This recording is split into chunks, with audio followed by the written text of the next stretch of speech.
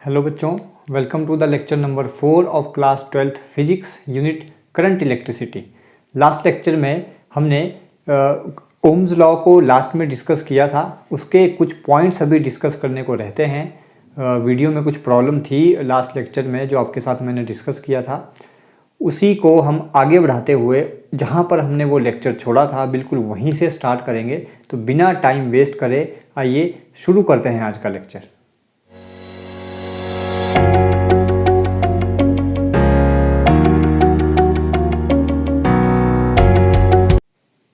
तो बच्चों, जो हमने लास्ट लेक्चर में पहले पढ़ा था उसे हल्का सा रिमाइंड आपको करवाऊं ताकि हम रिलेट कर सकें चीज़ों को। हमने लास्ट लेक्चर में पढ़ा था ओम्स लॉ। शॉर्ट में आपको बता रहा हूं हमने क्या क्या चीज़ें पढ़ी थी इसमें। ओम्स लॉ में हमने देखा था कि V is directly proportional to I, और यहाँ से हमने लिखा था V is equal to IR। So where R is resistance, हमने इसकी यूनिट भी फाइंड आउट की थी, वो मैं यहाँ पे नहीं लिख रहा हूँ। इस इक्वेशन से हम R की वैल्यू निकाल सकते थे, that is V upon I। सो ये हमने लास्ट लेक्चर में कुछ चीज़ें यहाँ से डिस्कस की थी। उसी को आगे बढ़ाते हुए अब इस R के बारे में थोड़ा सा और बात करते हैं। This R what we call it as resistance, it's value of R, या आप ब्रैकेट में लिख लें, R का मतलब क्या है, that is resistance depends on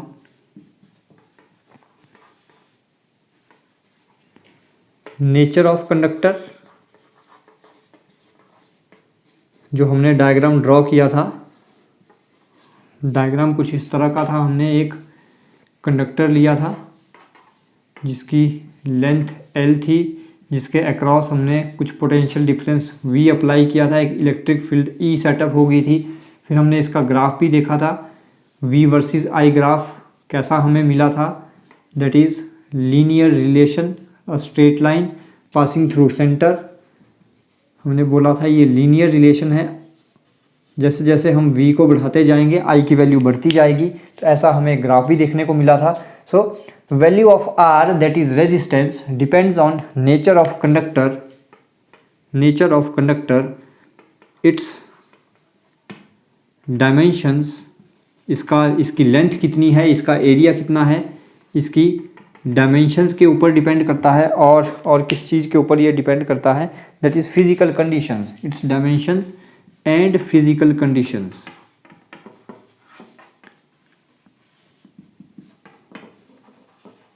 तो आपसे पूछा जाए ये रेजिस्टेंस किन किन चीज़ों पर डिपेंड करता है, तो R डिपेंड्स ऑन इस कंडक्टर का नेचर कैसा है। नेचर का मतलब इसमें number of charge carriers per unit volume कितने हैं, ये मतलब है। अभी हम इसे थोड़ा सा और डिस्कस करेंगे, एलेबोरेट करेंगे।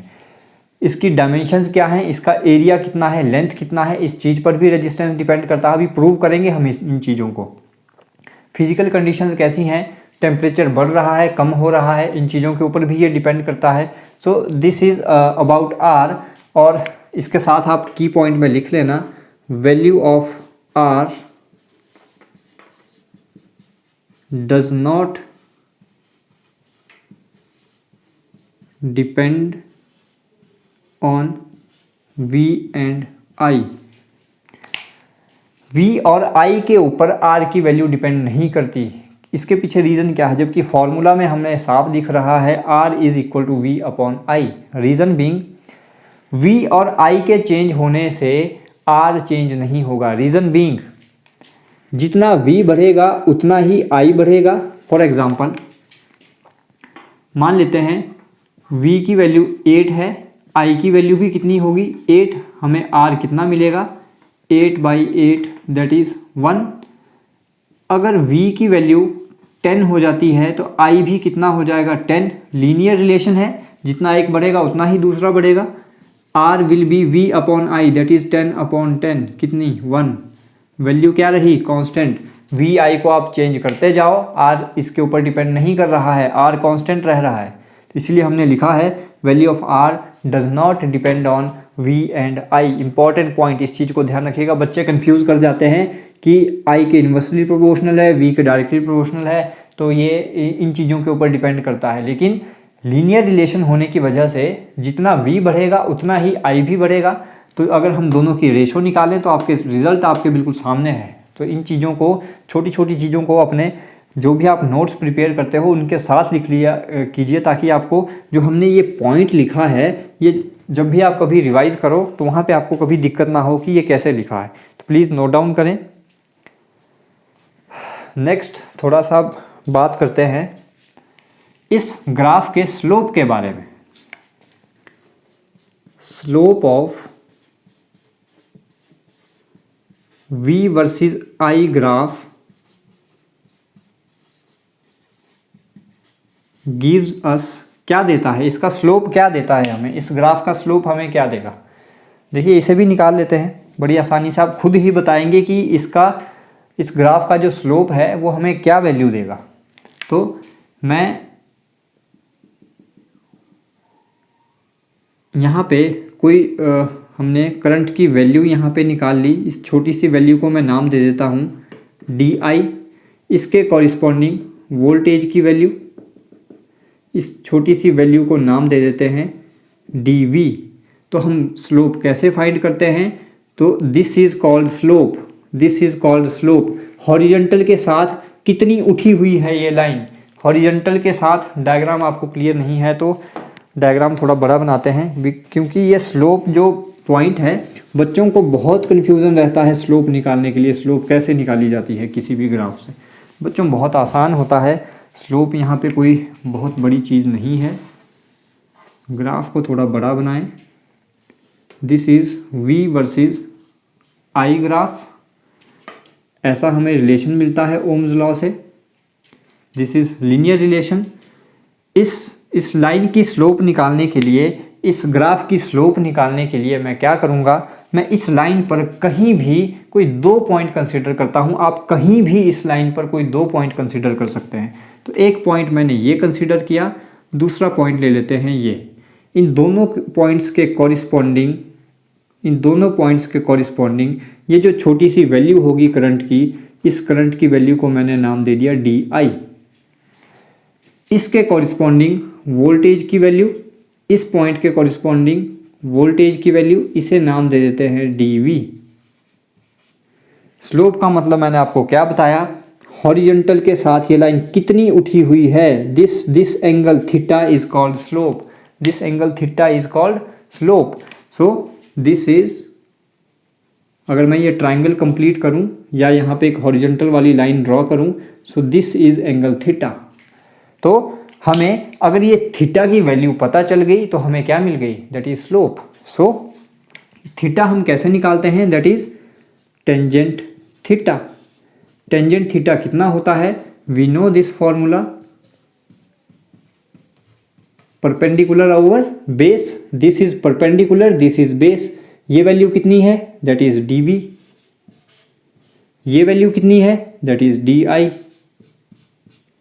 सो DV अपॉन DI यानी voltage upon current, voltage upon current क्या है ये, दैट इज रेजिस्टेंस R।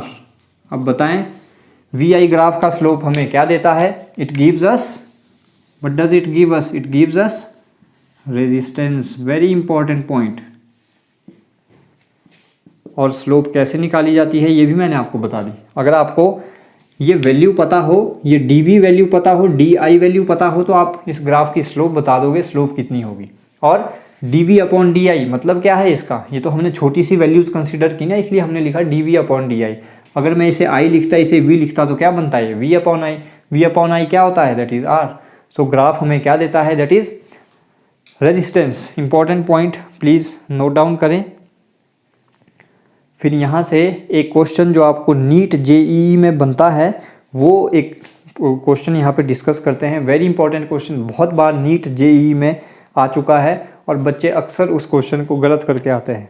पहले तो आपको ये क्लियर होना चाहिए कि स्लोप हमने कैसे निकाली, क्योंकि अगर वो क्लियर है तभी हम उस क्वेश्चन पे जा सकते हैं। तो बच्चों स्लोप निकालने का तरीका बहुत आसान।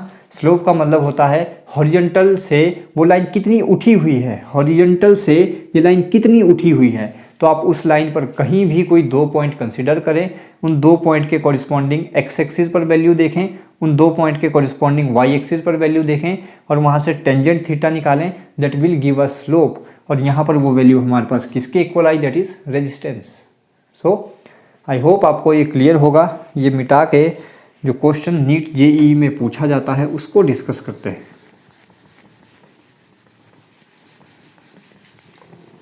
इस लेक्चर को बहुत लंबा नहीं खींचेंगे, 25-30 मिनट का हम ये लेक्चर रखेंगे, जितना कवर हो पाता है उतना कवर करेंगे।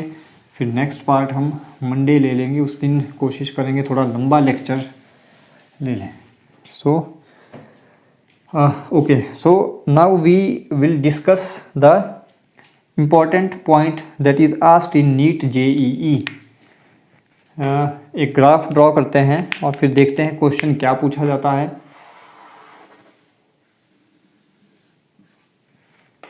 This is V versus I graph, और इस ग्राफ में हमें 2 लाइनें ऐसे ड्रॉ कर मिलेंगी। इसको मान लेते हैं E A, this is B। हमसे क्वेश्चन पूछा जाता है resistance of which of above is greater. ये नीट जेईई में क्वेश्चन बहुत बार आ चुका है और इसका अल्टरनेट क्वेश्चन कैसे आता है वो भी अभी बताता हूँ। ग्राफ दिया है, हमने यहाँ पे सीखा था स्लोप कैसे निकालनी है। ओके, इसी का एक स्टेप और आगे बढ़ते हुए क्वेश्चन कैसे पूछा जाता है, हमसे पूछा जाएगा ऐसी 2, 3 या 4 लाइनें वो ग्राफ में ड्रॉ करके आपको देगा। आपसे पूछेगा अगर 2 लाइनें यहाँ पे दी हैं A और B, तो पूछेगा इनमें से किसका रेजिस्टेंस ज़्यादा है, A का रेजिस्टेंस ज़्यादा होगा या B का रेजिस्टेंस ज़्यादा होगा। तो इसका आंसर हम कैसे करेंगे, वहाँ पे ऑप्शंस दी होंगी आपके पास, कैसे हम आंसर करें। देखिए, रेजिस्टेंस ज़्यादा होने का मतलब, रेजिस्टेंस का मतलब स्लोप, जिसकी स्लोप ज़्यादा उसका रेजिस्टेंस ज़्यादा। तो हम सिंपली क्या करेंगे, हम स्लोप निकाल लेते हैं, देख लेते हैं इनमें से A की स्लोप बड़ी है या B की स्लोप बड़ी है। तो जिसकी स्लोप बड़ी उसका रेजिस्टेंस ज़्यादा। स्लोप निकालने का तरीका, कोई भी 2 पॉइंट कंसिडर करें, उन 2 पॉइंट के corresponding let this is DI, इनके corresponding voltage let this is DV। So slope that is tangent theta, इस A लाइन के लिए मैं यहाँ पे लिख रहा हूँ tangent theta A, it will be equal to DV upon DI। Okay, हमने A लाइन के लिए स्लोप निकाल ली, यानी रेजिस्टेंस फाइंड कर लिया।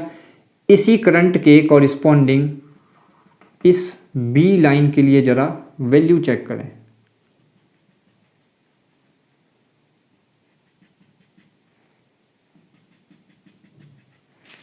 इसके लिए tangent theta B is equal to, इसे मैं नाम दे देता हूँ DV dash, DV dash upon DI, DV dash upon DI। अब मुझे ये बताएं टेंजेंट थीटा A बड़ा है या टेंजेंट थीटा B बड़ा है, कैसे देखोगे। देखिए, दोनों के लिए DI तो कांस्टेंट है, दोनों के लिए DI वैल्यू सेम है। अब ये बताइए DV बड़ा है या DV डैश बड़ा है। ग्राफ आपके सामने है तो क्लियरली हमें दिख रहा है DV डैश DV से बड़ा है। This implies tangent theta B will be greater than tangent theta A। Clear है या नहीं है। ग्राफ से हमें पता चल गया DI तो हमने दोनों के लिए कांस्टेंट रखा, वैल्यू कांस्टेंट है, हमने चेंज नहीं की। क्या वैल्यू चेंज हुई, वो चेंज हुई है वोल्टेज की वैल्यू। अगर आप A लाइन के लिए देखें तो DV इतना सा है, B लाइन के लिए देखें तो DV डैश इतना है, तो जो इनमें से बड़ा वही स्लोप बड़ी होगी। This implies tangent theta B is greater then tangent theta A। This implies resistance of B is greater than resistance of A। तो यहाँ से हमने क्या सीखा, अब इस रिज़ल्ट को कैसे याद रखना है। एक तरीका तो ये है आपके पास, एग्ज़ाम में कभी भी कंफ्यूज मत करना, बिल्कुल इस तरह से सॉल्व करें, आपको बिल्कुल क्लियरली पता चल जाएगा किसका रेजिस्टेंस ज़्यादा होगा, किसका रेजिस्टेंस कम होगा। दूसरा, सोच के यहाँ पे देखिए, ये लाइन तेज़ी से आगे बढ़ रही है, यानी जैसे जैसे वोल्टेज बढ़ रही है करंट भी बढ़ रहा है। ओके, लेकिन अगर आप यहाँ पे देखें तो यहाँ पे वोल्टेज बढ़ाने पे करंट इतनी जल्दी नहीं बढ़ रहा है, लाइन ऐसे कुछ ऊपर की तरफ जा रही है, वोल्टेज की तरफ को ज़्यादा है। इसका मतलब रेजिस्टेंस ज़्यादा होगा। ये आपको भी थोड़ा लेटर समझ आएगा क्योंकि मैं कंसेप्ट और समझाने वाला हूँ, that is cause of resistance. Okay, अब डायरेक्टली कैसे याद रखोगे रिजल्ट को, किसका रेजिस्टेंस ज़्यादा, बी लाइन का, और बी लाइन किसकी तरफ ज़्यादा झुकी हुई है, वी की तरफ। ए और बी में से कौन सी लाइन वी की तरफ ज़्यादा झुकी हुई है, बी लाइन ज़्यादा झुकी हुई है। तो याद रखिएगा जो लाइन वी की तरफ को, यानी वोल्टेज वाली जो वाई एक्सिस वाली जो वोल्टेज वाली लाइन है इसकी तरफ ज़्यादा झुकी हुई होगी, उसका रेजिस्टेंस ज़्यादा होगा।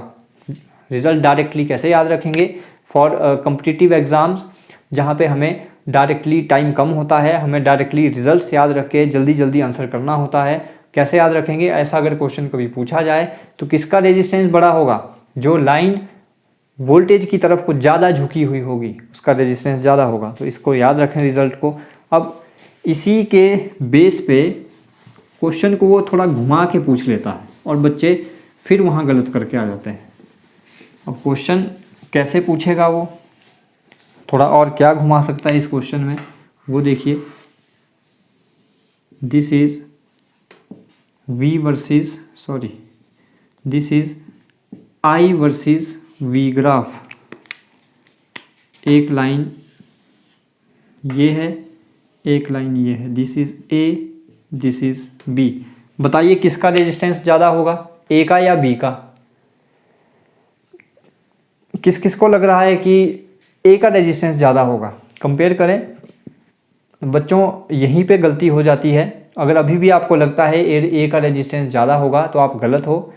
यही कॉमन मिस्टेक है जो बच्चे पेपर में करके आते हैं।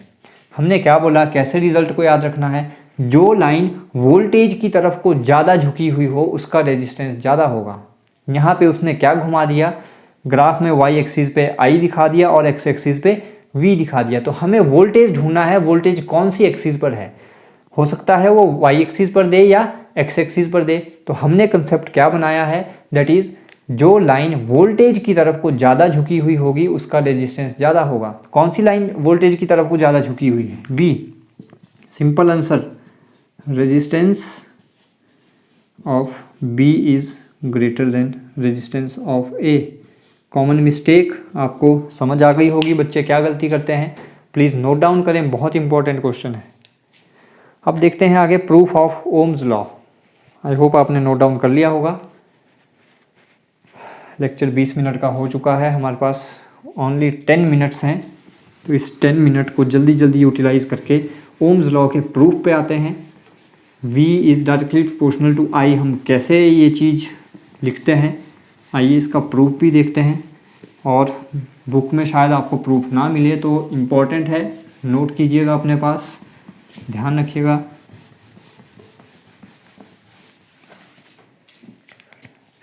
Proof of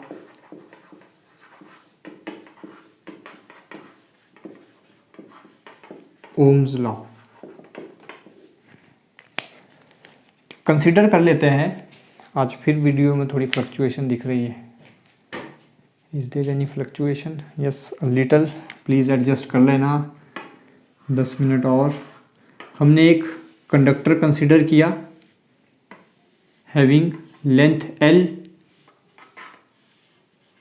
area of cross section A, इसके एंड्स के अक्रॉस हमने पोटेंशियल डिफरेंस अप्लाई किया V, एंड इलेक्ट्रिक फील्ड जो सेटअप हुई है दैट इज़ E। ये हमारी कंसिडरेशन है। ओके, कंसिडरेशन पार्ट आप लिख लेना। एक रिलेशन हमें पता है between drift velocity and current, that relation is I is equal to NEAVD। पन्ने पलटें अगर आपको ध्यान नहीं है, ये रिलेशन हम ऑलरेडी फाइंड आउट कर चुके हैं।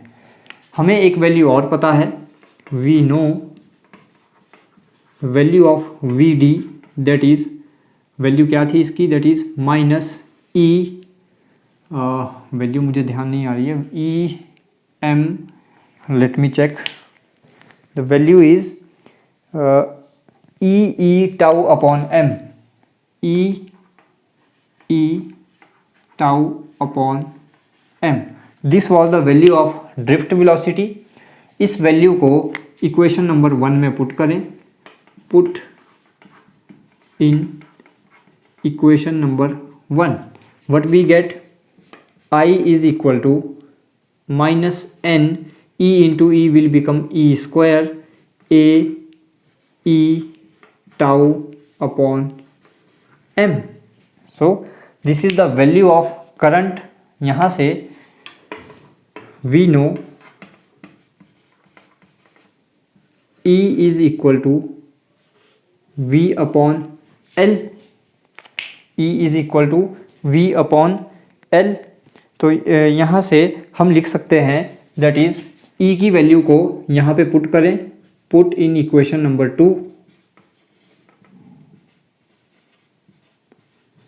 ये वैल्यू कहाँ से आई? किसी को डाउट है कि कैसे लिखा हमने? हमें एक रिलेशन आता है, हमें ग्रेडियंट वाला हमने एक रिलेशन किया था, that is E is equal to D V upon D R. D V क्या था? पोटेंशियल। डी आर क्या है? डिस्टेंस। तो यहाँ पे हमने डी वी की जगह पे लिया है V और डी आर की जगह पे लिया है लेंथ L, इसलिए हमने लिखा E equal to V by L इस रिलेशन से। Okay, put in equation number 2, it will become I is equal to minus N E square A V tau upon m into L. अब यहाँ से हमें कुछ कंक्लूजन्स ड्रॉ करने हैं। इसको नाम देते हैं equation number 3। So from here this E and M are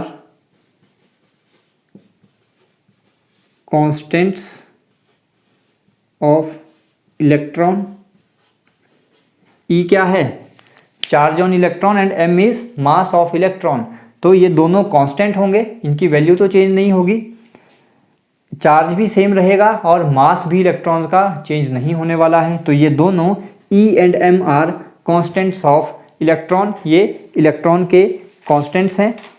next, N is constant for given conductor. N is constant for given conductor. N क्या है? Number of free electrons. तो इस पर्टिकुलर कंडक्टर के लिए number of free electrons change तो नहीं होने वाले, जितने नंबर ऑफ इसके पास फ्री इलेक्ट्रॉन्स होंगे वो इस कंडक्टर के लिए कांस्टेंट रहेंगे, ना बढ़ेंगे ना कम होंगे। तो N is also constant for given conductor. Next, at constant temperature, at constant temperature this tau, tau क्या था? Relaxation time. Tau is also constant. अगर हम टेम्परेचर को ना बढ़ाएं या ना कम करें तो उनकी थर्मल वेलोसिटी जो फ्री इलेक्ट्रॉन की है वो ना बढ़ेगी ना कम होगी। तो रिलैक्सेशन टाइम कांस्टेंट रहेगा। Tau is also constant. A and L जो इस रिलेशन में है, that is A and L R also constants for given conductor. जो हमने कंडक्टर लिया है, जो हम ऑब्जर्वेशन के लिए कंडक्टर लेके चल रहे हैं, ना तो इसकी लेंथ बढ़ेगी ना ही इसका एरिया ऑफ क्रॉस सेक्शन बढ़ेगा। हाँ, अगर मैं कंडक्टर चेंज करता हूँ तो एरिया कम ज़्यादा हो सकता है, लेंथ कम ज़्यादा हो सकती है, लेकिन हम क्या बोल के चल रहे हैं कि हम इस कंडक्टर को लेके चल रहे हैं, हम इसे चेंज नहीं करेंगे। तो इसकी लेंथ भी कांस्टेंट रहेगी, एरिया ऑफ क्रॉस सेक्शन भी कांस्टेंट रहेगा, चेंज नहीं होने वाला। देखिए, N भी कांस्टेंट, E भी कांस्टेंट, A भी कांस्टेंट, टाउ भी कांस्टेंट, M भी कांस्टेंट और L भी कांस्टेंट। इसका मतलब दिस इम्प्लाइज दिस I, अगर ये सारी वैल्यूज कांस्टेंट है तो क्या चीज़ बची? V। This I is directly proportional to V और V is directly proportional to I। यही था ओम्स लॉ। तो हमने प्रूव भी कर दिया, I is directly proportional to V। बाकी तो सारे कांस्टेंट है, किस पे डिपेंड कर रहा है? That is voltage. और we can say that V is directly proportional to I। This is Ohm's law. यही तो है Ohm's law. This is Ohm's law. तो हमने इसका प्रूफ भी देख लिया, यही बोलता है Ohm's law, V is directly proportional to I और I is directly proportional to V। Okay, so from equation number 3, from equation number 3 से अगर मैं ऐसे लिखूं V upon I is equal to, V upon I को एक side ले गए, बाकी चीज़ों को एक तरफ ले गए, it will become ML upon NE square A into tau, and these all values are constant.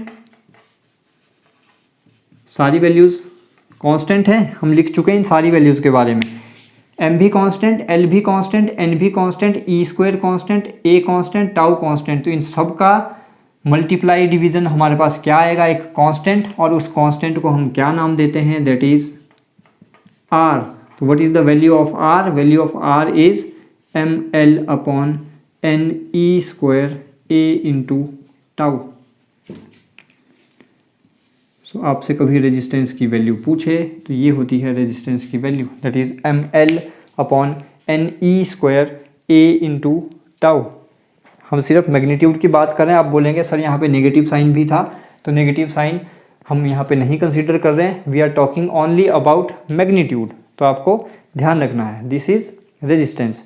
तो यहाँ से हमने रेजिस्टेंस के बारे में क्या क्या चीज़ें बोली थी, that resistance of a conductor depends on, किस किस चीज़ पे डिपेंड करता है, depends on nature of conductor. Nature of conductor का मतलब नंबर ऑफ फ्री इलेक्ट्रॉन्स।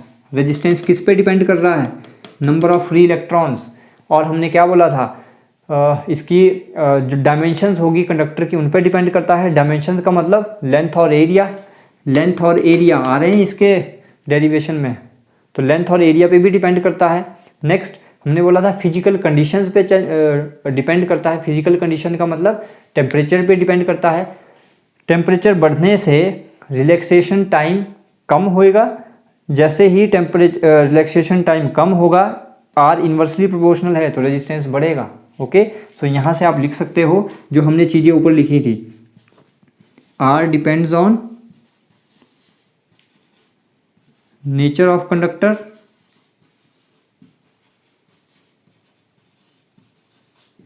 जितने ज़्यादा फ्री इलेक्ट्रॉन्स रेजिस्टेंस उतना कम, जितने ज़्यादा फ्री इलेक्ट्रॉन्स रेजिस्टेंस उतना कम, इन्वर्सली प्रोपोर्शनल है। नोट डाउन करें इसके साथ यहाँ पे ये चीज़।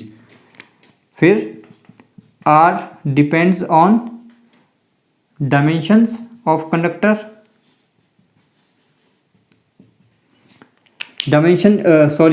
कंडक्टर की लेंथ बढ़ाने से रेजिस्टेंस इंक्रीज करेगा, एरिया बढ़ाने से रेजिस्टेंस डिक्रीज करेगा।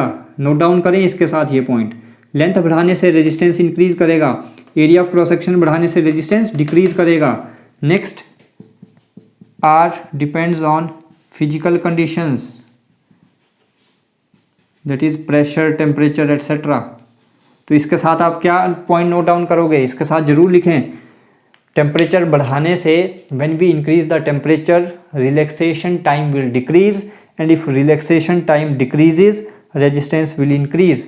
तो indirectly we can say that with increase in temperature resistance will increase. क्या लिखोगे आप, with increase in temperature resistance will increase, resistance will increase. तो प्लीज़ ये पॉइंट्स ध्यान रखें, बहुत इंपॉर्टेंट पॉइंट्स हैं। आपको ये डेरिवेशन कोई नहीं बताएगा, तो मैंने यहाँ पे आपके लिए डेरिवेशन लिखा है, हमने कैसे ये निकाला वो भी आपके सामने है पूरा डेरिवेशन। ये जो हमने पॉइंट्स नोट डाउन किए हैं बहुत इंपॉर्टेंट पॉइंट्स हैं, पहले हमने डायरेक्टली लिखे थे, अब आपके सामने है कि ये हो रहा है या नहीं हो रहा है, तो हमने प्रूव भी किया है जो हमने पहले लिखा था, याद रखें इनको। फिर एक टॉपिक आपकी बुक में दिया है, एक छोटा सा टॉपिक है, वो आपको कॉपी पर नोट डाउन करना है। आपको यहाँ पे डिक्टेट कर देता हूँ, the topic name is cause of resistance.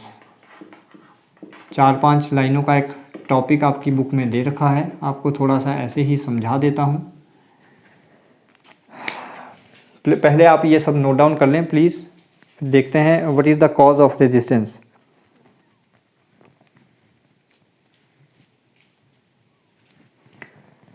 Resistance का सिंपली मीनिंग क्या होता है? रेजिस्टेंस का मतलब होता है अपोजिशन और ऑब्स्ट्रक्शन। अपोजिशन और ऑब्स्ट्रक्शन। जब हम करंट इलेक्ट्रिसिटी पढ़ रहे हैं तो किसके लिए अपोजिशन और obstruction? To flow of charges और करंट को फ्लो करने से रोकना या चार्जेस को फ्लो करने से रोकना इज कॉल्ड रेजिस्टेंस। तो ये कंडक्टर में कैसे होता है?